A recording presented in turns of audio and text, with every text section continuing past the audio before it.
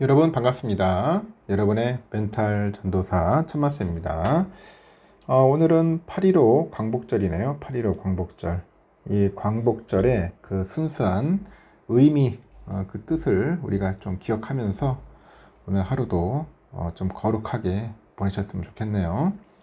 다들 휴일이니까 좀 편히 쉬고 있을 겁니다. 일찍 일어나시는 분도 있을지 모르겠는데 하여튼 즐거운 하루, 그리고 어떻게 보면은 또 거룩한 하루가 되길 진심으로 기원하면서 한번 시작해 봅시다. 주위에 보면은 그릇이 큰 사람이 있고 그 그릇이 작은 사람이 있어요. 그릇이 작은 사람들이 좀 많이 눈에 띄던데 요즘 보니까 근래에 큰 사람들은 어떤 사람인가 대해서 한번 짧게 이야기를 해볼게요. 예전에 제가 한번 언급도 했을 겁니다. 큰 사람들은 그 변명하지 않고 곧바로 사과를 하더라는 거죠. 누구나 잘못을 저지르며 사는데, 하지만 그 잘못을 바로 인정하고 사과하는 사람은 그렇지 많지 않습니다. 그릇이 큰 사람은 잘못을 저질렀을 때 변명하거나 책임을 떠넘기려 하지 않고 곧바로 사과하죠. 두 번째는 잘못을 따지기보다는 문제 해결에 집중을 합니다. 그릇이 큰 사람들은 자신의 잘못에는 엄격해요. 엄격하지만 타인의 잘못에는 너그럽더라. 모든 실수는 더 나은 사람이 되기 위한 시행착오라고 생각을 하죠. 책임 소재를 따지기보다는 문제 해결에 집중을 하자는 겁니다. 세 번째는 생각의 차이를 심각하게 여기지 않아요. 그릇이 큰 사람들은 나와 다른 생각을 가진 사람을 애써 설득하려 하지 않습니다. 그저 뭐 이렇게 생각하는 사람도 있구나. 그리고 나와 의견이 다르구나 라고 생각하면서 가볍게 넘길 줄 아는 아량을 가지고 있습니다. 네 번째는 어떤 상황에서도 언성을 높이지 않다는 겁니다. 부정적인 감정을 잘못 드러내면 상대를 곤란하게 만들 수 있죠. 관계가 불편해질 수도 있는 겁니다. 그래서 그릇이 큰 사람은 어떤 상황에서도 항상 목소리가 차분하다. 뭐 그렇다는 거죠. 그리고 다섯 번째는 스스로를 깎아내리지 않아요. 그릇이 큰 사람은 스스로를 비하하지 않고 항상 높은 자존감을 유지하죠. 그렇게 스스로를 위할 줄 알아야 타인도 자기 자신처럼 사랑하고 대접할 수 있다는 걸 아는 겁니다. 그리고 여섯 번째, 비교하지도 차별하지도 않더라. 그릇이 큰 사람은 인생의 모든 불행이 결국은 타인과의 비교에서 비롯된다는 걸 아는 거죠. 그래서 인생에 대한 자신만의 그 확고한 그런 기준, 그리고 가치를 세워야 돼요. 그래서 비교도 차별도 하지 않으려고 노력을 한다. 참고하시면 좋을 것 같습니다. 한번 그릇이 크자. 그릇이 커야 한다는 거예요. 여러분들도 밥그릇이 크는 게 아닙니다.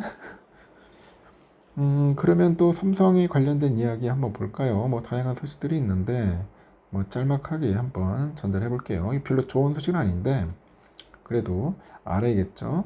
삼성의 세계 시장 D램, 이 D램의 점유율이 11년 만에 대략 40% 아래로 내려간 것으로 보입니다. 40%. 야, 좀 많이 빠졌죠. AI용 고부가가치 D램인 HBM 시장 진입이 약간 좀 더딘 탓으로 보는가 봐요. 삼성이 14일 공시한 그 반기 보고서를 보니까 올해 상반기 기준 삼성의 글로벌 D램 시장 점유율은 32.7%, 이는 지난해 견주어 봤을 때 8.8% 하락한 수치고, 외부 조사 기관인 이 D램 익스체인지 이 자료를 활용해서 회사가 추정한 점유율입니다. 이 회사의 D램 점유율이 40% 밑으로 내려간 것은 2014년 이후로 10년 6개월 만인데 2016년 48%에 달했던 D램 점유율이 이후로 추세적인 하락세를 보인 영향입니다. 인공지능 반도체의 핵심인 고대역폭 메모리 부진 때문이에요. 반면에 올 상반기 기준 스마트폰과 텔레비전 점유율은 각각 19.9, 28.9% 전년 대비 1.6% 정도, 0.6% 정도 올라갔습니다.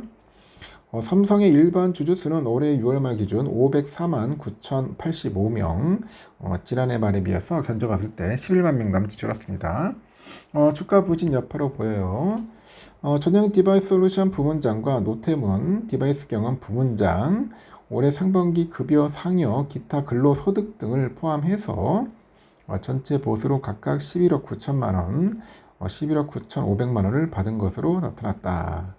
이 메모리 경쟁사인 SK하이닉스의 광노정 대표이사 사장은 올 상반기 보수 34억 6,800만 원을 받았네요.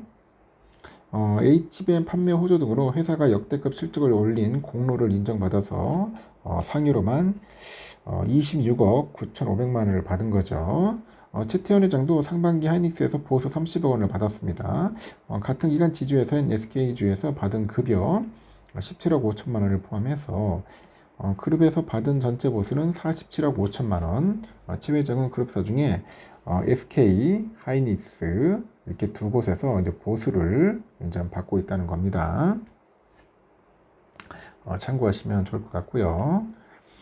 국내 반도체 기업들이 미국의 AI 칩 그 대중 수출 재개와 메모리 가격 상승에 힘입어서 실적 반등의 기대를 받고 있어요. 중국 내 수요 회복과 함께 HBM의 수요가 늘어날 가능성 커졌고 미국발 관세 우려도 일부 해소됐죠. 다만 미중 간의 협상 과정에서 기술 규제를 둘러싼 새로운 과제도 제기됩니다.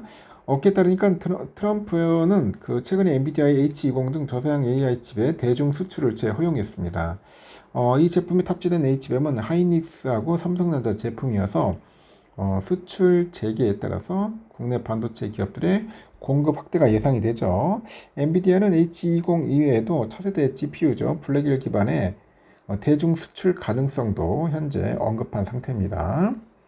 삼성의 HBM3는 아직 엔비디아의 품질 테스트를 통과하지 못했고 하이닉스는 이미 5세대 HBM3 제품을 중심으로 이제 수요에 대응을 합니다. 당장은 엔비디아가 기존의 재고를 소진하는 데 집중을 하겠지만 그 이후로 생산 확대 국면에서는 국내 업체들의 공급 역할이 커질 것으로 보죠. 현재 중국 내 AI 수요와 관련해서 대체제의 기술적 한계가 재확인되는 모양새입니다. 파이낸셜 타임스는 중국 AI 스타트업 딥시크가 화웨이의 어센드 칩을 활용한 신모델 R2 개발에 실패하면서 출시를 연기했다고 하죠. 이는 중국 내에서도 미국산 칩의 기술적 우위를 인정하는 사례로 해석이 됩니다. 미국의 반도체 관세 정책도 국내 기업에는 비교적 긍정적인데 현재 생산 시설을 둔 기업에 대해서 관세를 면제하겠다는 입장이 발표돼서 삼성전자와 하이닉스는 부담을 피할 수 있게 됐습니다. KB증권에서도 트럼프 정부의 고율 관세가 중국 업체들의 가격 교란을 막는 역할을 할 수 있다고 하죠. 다만 수출 규제 완화가 반도체 장비까지 확대될 경우 기술 유출에 대한 우려가 제기됩니다. 업계는 EUV 장비와 같은 첨단 장비의 대중 수출은 제한될 가능성이 높다고 봐요. 현재 중국 정부는 H20 칩의 사용을 자제하라는 지침을 내린 상태이며 미국 내에서도 이런 결정에 대한 안보 논란이 현재 이어지고 있습니다. 이와 관련해서 산업연구원 전문연구원도 메모리 반도체 기준으로 보면 국내 기업 입장에서는 판매 기회가 확대되는 긍정적 흐름이지만 AI 산업 기준으로 보면 중국 기술 발전을 자극할 여지도 있어서 면밀한 주시가 필요하다는 겁니다. 잘해야 할 것 같습니다. AI 한번 뒤처지면 끝장이에요. 그냥 우리나라 앞으로 미래 없습니다. AI에서 진짜 뒤처지면은 이제 중국한테도 밀리면은 이제 대한민국은 설 자리가 없다는 겁니다. 근데 뭐 먹고 살겠습니까? 뭐에서 수출해야 돼? 자동차? 야, 자동차도 힘들어요. 이제 반도체로 여태까지 먹고 사는데 이 반도체마저도 밀려버리면 더 이상 희망이 없다. 대한민국. 전 냉정하게 보고 있습니다. 여러분들 한번 보세요. 생각을 해보세요. 대한민국 뭐 먹고 살아야 하는지. 여기까지 하겠습니다. 제가 또 뭐 우울한 말을 쓰는 게 아니라 우리의 현실을 냉철하게 판단을 해야 한다는 겁니다. 일단 여러분 편안한 하루 보내십시오.